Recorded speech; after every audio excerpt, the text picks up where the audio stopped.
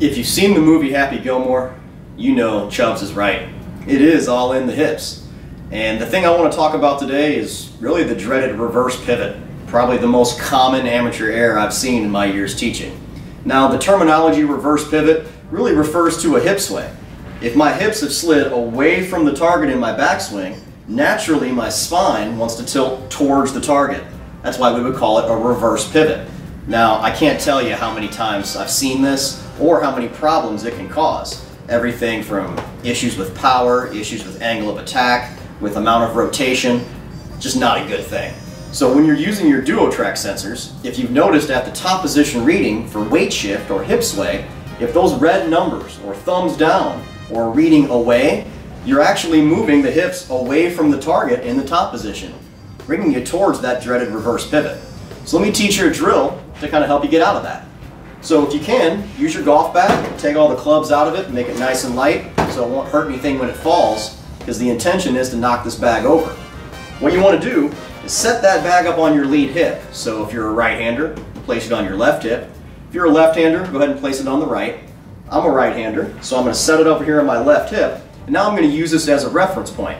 Now if I take a backswing and my hips have moved away from the target, well, I'll know it instantly because I'm no longer making contact with that bag. Get that bag on your left hip if you're a right-hander. Maintain contact with it on the way back. Knock that guy over in your downswing. It's what we would refer to as a hip check drill.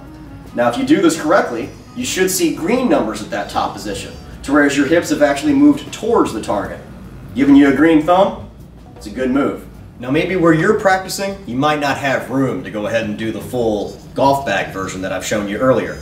You need a little bit of space for that one.